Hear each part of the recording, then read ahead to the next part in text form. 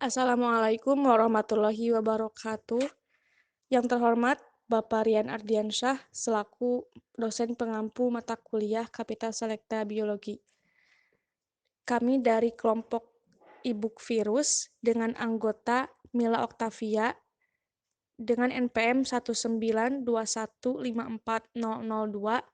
Mita Agustiana 192154011, dan saya sendiri Nida Kothurnada dengan NPM 192154026, Leti Elusukma dengan NPM 192154087, dan Andi Mulyadi dengan NPM 192154108. Kami akan mempresentasikan hasil analisis kami mengenai e-book virus dengan e-book pertama berjudul Biologi 1, nama penulis Ari Sulistiorini, kurikulum KTSP, tahun terbit 2009, nama penerbit PT Balai Pustaka dengan materi virus. E-book yang kedua berjudul Biologi, nama penulis Muhammad Ansori dan Joko Martono, kurikulum KTSP tahun terbit 2009, nama penerbit Acarya Media Utama dan materi virus. Yang pertama, ada tuntutan kurikulum dan model pembelajaran yang akan disampaikan oleh Andi Mulyadi. Baik, untuk selanjutnya yaitu saya akan membahas terkait tuntutan kurikulum dan juga model pembelajaran. Nah, untuk tuntutan kurikulum KD 3.4 yaitu menganalisis struktur replikasi dan peran virus dalam kehidupan. Dan KD 4.4 melakukan kampanye tentang bahaya virus dalam kehidupan, terutama bahaya AIDS berdasarkan tingkat virulensinya. Adapun terkait model pembelajaran, untuk KD 3.4 kelompok kami berpendapat model yang tepat yaitu Discovery Learning, dan untuk KD 4.4 yaitu Project Based Learning atau PJBL. Nah, menurut kelompok kami untuk KD 3.4 ini lebih tepat menggunakan model pembelajaran Discovery Learning karena sesuai dengan tuntutannya yang menuntut siswa untuk menganalisis struktur replikasi dan juga peran virus dalam kehidupan, yang mana melalui kajian literatur, dan juga untuk model ini bersifat verifikatif. Adapun sintaks dari Discovery Learning ada stimulation, problem statement, data collecting, data processing, kemudian verifikasi, dan juga generalization. Kemudian untuk model pembelajaran pada KD 4.4 menurut kelompok kami yang sesuai adalah model PJBL atau Project Based Learning. Ya, sesuai dengan tuntutan KD yang menuntut siswa untuk mengkampanyekan bahaya virus AIDS. Masalah tersebut dapat dijawab melalui sebuah karya ataupun produk, dan produk tersebut dapat berupa pamflet, short movie, dan juga produk lainnya yang dapat menjawab pertanyaan esensial. Nah, sesuai dengan sintaksnya PJBL ini diantaranya ada pertanyaan esensial, kemudian mendesain rencana proyek, monitoring, menguji hasil, dan evaluasi pengalaman. Nah, untuk sintaks yang pertama yaitu ada pertanyaan esensial, yang mana guru memberikan sebuah pertanyaan, bagaimana cara melakukan kampanye tentang bahaya virus AIDS gitu. Tentu jawaban siswa ini akan sangat beragam, ada yang menjawab poster, pamflet, maupun short movie, bahkan mungkin produk-produk lainnya. Tahap yang kedua pada sintaks PJBL ini yaitu mendesain rencana proyek, di mana pada tahap ini siswa merencanakan apa yang akan dia buat gitu. Misal ada yang membuat poster, maka siswa di sini membuat rancangannya, alatnya apa saja yang dibutuhkan, kemudian bagaimana prosedurnya, maupun dalam ada siswa yang membuat short movie ataupun pamflet pun demikian. Sintaks yang ketiga yaitu menyusun jadwal, di mana siswa membuat sebuah timeline kegiatan untuk produk yang akan ia buat. Kemudian sintaks yang keempat ada monitoring, di mana guru melakukan monitor kepada seluruh siswa terkait apa kendalanya, dan apabila ada yang perlu diluruskan ataupun dibenarkan maka bisa diluruskan seperti itu. Nah, kemudian untuk tahap yang kelima yaitu menguji hasil, di mana siswa membuat suatu produk yang telah dirancang gitu. ada yang membuat pamflet mungkin, ada yang membuat poster ataupun membuat short movie. Nah, kemudian untuk tahap yang keenam atau sintaks yang keenam adalah evaluasi pengalaman, di mana pada tahap ini guru dan siswa lainnya memberikan suatu evaluasi atau mengevaluasi apa yang menjadi kelebihan dan juga kekurangan dari produk yang siswa presenter itu sajikan.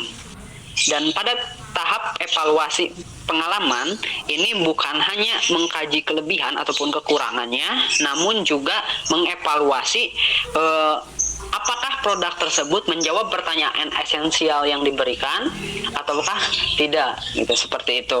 Dan kemudian untuk PJBL ini mengarah kepada STEM, di antaranya sains, teknologi, engineer, dan juga matematik. Yang pertama untuk sains, di mana siswa menerapkan prinsip sains tentang virus AIDS, baik itu struktur, cara penularan, maupun cara pencegahannya.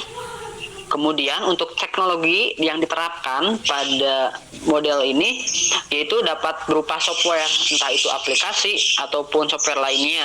Seperti yang umum digunakan itu ada KineMaster, kemudian ada PixArt dalam membuat pamflet ataupun software ataupun aplikasi editing lainnya. Dan selanjutnya yaitu ada match atau pemanfaatan data kuantitatif, yang mana tentu dalam membuat suatu produk siswa dituntut untuk memanfaatkan data kuantitatif tersebut kaitannya sama ukuran, gitu, seperti itu. Nah, mungkin itu ada model pembelajaran yang menurut kelompok kami sesuai dengan tuntutan KD 3.4 maupun KD 4.4. Selanjutnya ada peta konsep. Peta konsep ini merupakan peta konsep revisi dari e-book pertama dan e-book kedua. Yang dimana pada peta konsep pada e-book tersebut ada konsep gitu, yang sebenarnya bukan konsep biologi, seperti halnya ciri-ciri. Dan juga turunan konsep pada peta konsep e-book tidak memenuhi KD. Jadi KD-nya itu belum terpenuhi. Selanjutnya, miskonsepsi gambar pada e-book virus pertama yang berjudul Biologi 1 yang akan disampaikan oleh Mita Agustiana. Dan miskonsepsi gambar e-book virus 2 yang berjudul Biologi yang akan disampaikan oleh Mila Octavia. Terima kasih kepada moderator. Di sini saya akan menyampaikan jenis temuan miskonsepsi gambar yang terdapat pada e-book Biologi 1. Hasil telaah menurut kelompok kami, gambar pada halaman 51 dengan konsep yang dipaparkan penulis pada halaman 57 tidak sesuai. Pada halaman tersebut, penulis menyatakan bahwa virus influenza berbentuk bulat. Dari pernyataan tersebut dapat diketahui bahwa bentuk dari virus influenza adalah bulat, sesuai dengan gambar pada buku Campbell halaman 414. Selanjutnya, pada halaman yang sama, gambar virus mosaik tembakau tidak tepat. Seharusnya, sesuai dengan buku Campbell pada halaman 414, yang menyatakan bahwa virus mosaik tembakau memiliki kapsid helix dengan bentuk keseluruhan seperti batang kaku. Jadi, gambar dengan penjelasan harus sesuai agar mudah dipahami oleh pembaca. Terima kasih kepada moderator. Di sini saya akan menyampaikan mengenai jenis temuan yaitu miskonsepsi gambar. Pada e-book biologi, tepatnya di halaman 66. Hasil telaah, menurut kelompok kami, gambar tersebut yang disajikan tidak menjelaskan konsep dan sulit untuk dipahami karena tidak dilengkapi dengan petunjuk ataupun panah untuk keterangan gambar tersebut. Nah, menurut Safira 2017 dalam jurnal ilmu kedokteran menyatakan bahwa virus HIV termasuk golongan RNA yang berbentuk sferis dengan inti kerucut dikelilingi oleh selubung lipid yang berasal dari membran sel hospes yang diameternya yaitu 1000 Armstrong. Ini sesuai dengan sumber referensi hasil telaah yaitu di buku Campbell halaman 414. Di sini saya akan menyampaikan jenis temuan yaitu miskonsepsi konsep pada e-book biologi tepatnya di halaman 57. Hasil telaahnya yaitu menurut kelompok kami, kalimat melalui pernapasan itu dapat menimbulkan miskonsepsi. Nah, untuk kalimat yang seharusnya lebih spesifik yaitu saluran pernapasan. Menurut Suwaini dan Suarez tahun 2000 dan Helmi et al. Tahun 2017, bahwa penularan virus AI atau flu burung terjadi melalui kontak langsung dan tidak langsung. Sumber penularannya yaitu virus AI atau avian influenza secara langsung adalah ekstrekta yang berasal dari hidung, mulut, dan konjungtiva, serta feses unggas yang menderita. Kemudian virus AI ini dikeluarkan dari hidung, konjungtiva, dan kloaka unggas yang terinfeksi.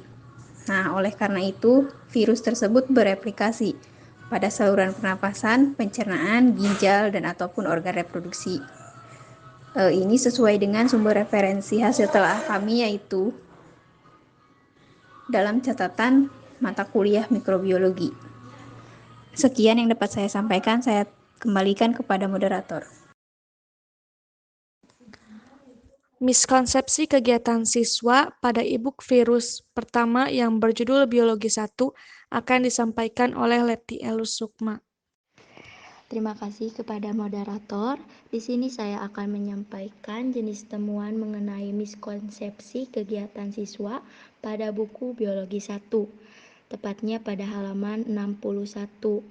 Menurut kelompok kami, pada kegiatan siswa tidak sesuai dengan ketentuan karena tidak mencantumkan tujuan pembelajaran yang hendak dicapai.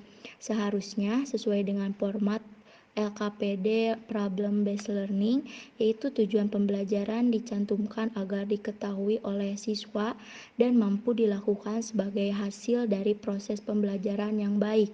Sekian, saya kembalikan lagi kepada moderator. Selanjutnya, urgensi konsep e-book virus yang berjudul Biologi 1 yang akan disampaikan oleh Leti Elus Sukma dan Mita Agustiana.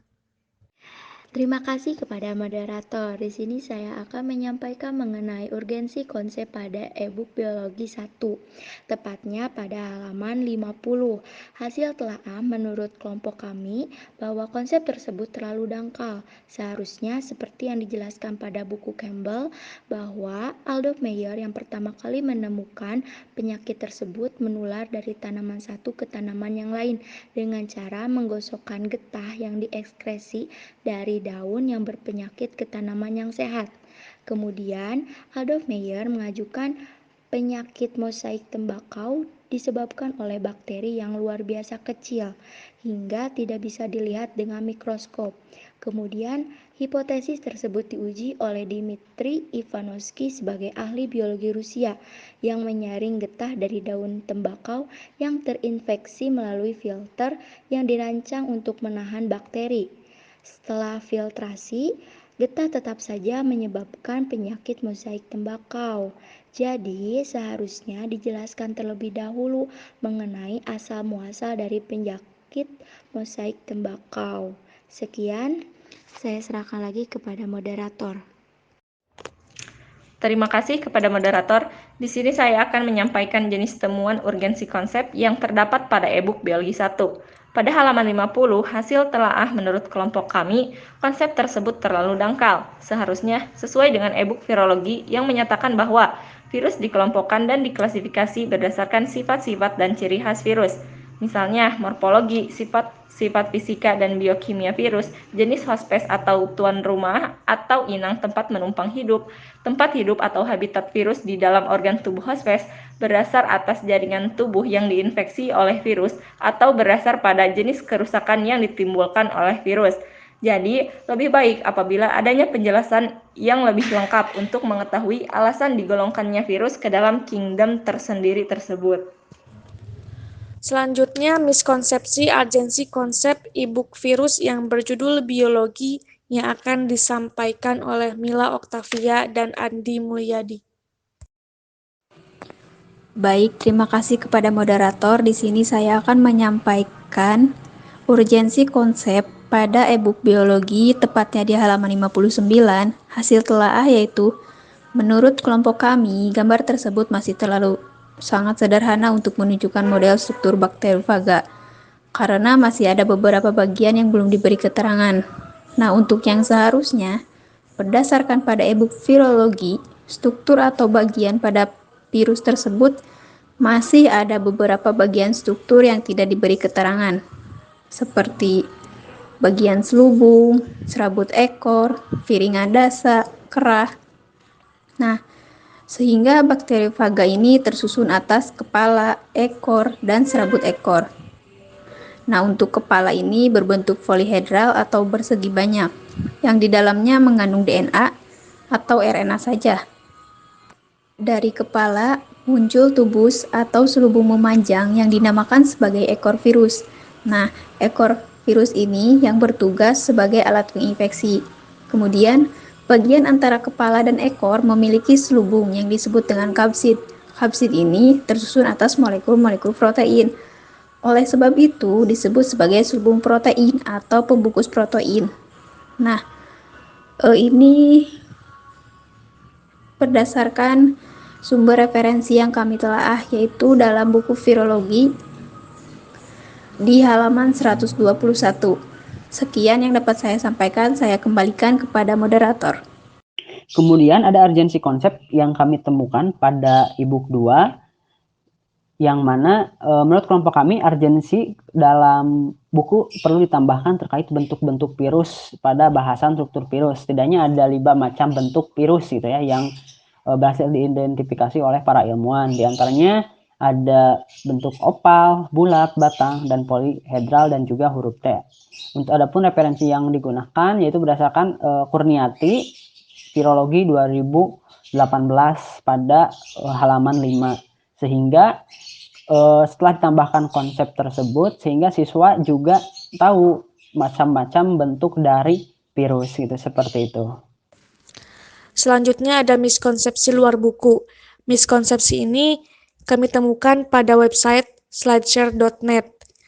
Nah, pada website tersebut terdapat PPT yang dimana ada kata absorpsi yang berarti penyerapan. Nah, kata tersebut seharusnya adsorpsi atau fase penempelan di mana virus mulai menempel pada dinding sel menggunakan serat-serat ekornya untuk berkaitan dengan serat-serat reseptor spesifik pada permukaan luar. Sekian yang dapat saya sampaikan dan terima kasih kepada semua penyaji yang telah menyampaikan hasil analisisnya. Cukup sekian dari kami, mohon maaf bila banyak kesalahan. Terima kasih. Wassalamualaikum warahmatullahi wabarakatuh.